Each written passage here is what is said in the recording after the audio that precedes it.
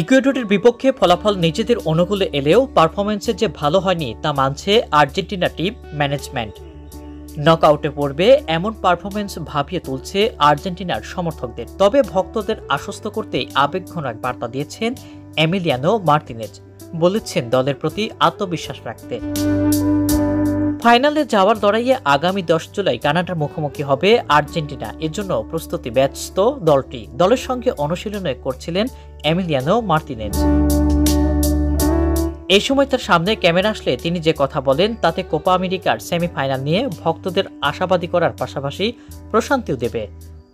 Group পর্বে শতভাগ জয়ের পর কোয়ার্টার ফাইনালে বিপক্ষে কিছুটা বিপাকে পড়েছিলেন আর্জেন্টিনা। 35 মিনিটে এগিয়ে গেলেও ম্যাচের যোগ করার সময় গোল হজম করে মেসিরা। এতে ম্যাচ গড়ায় ট্রাইব্রেকে। সেখানে প্রথম শট মিস করেন লিওনেল মেসি। তবে ইকুয়েডরের পরপর 2 শট আটকে আর্জেন্টিনাকে সেমিফাইনাল নিয়ে যান এমিলিয়ানো মার্তিনেজ। সেমিতে কানাডার বিপক্ষে তার উপর ভরসা রাখতে হচ্ছে ভক্তদের। অনুশীলনের সময় ক্যামেরা মুখের কাছে আসলে বলে ওঠেন, আরও একটিবার এবং আমরা ফাইনালে খেলব। এদিকে আর্জেন্টাইন গণমাধ্যম টিওয়াইসি স্পোর্টসের প্রতিবেদনে বলা হয়েছে, এই বার্তা দেওয়ার সময় অনেক বেশি আত্মবিশ্বাসী দেখাচ্ছিল এমি মার্তিনেজকে। তার কণ্ঠস্বরে ছিল আশাবাদ ও প্রশান্তি। এ থেকেই ভক্তরাও আত্মবিশ্বাসী হবেন।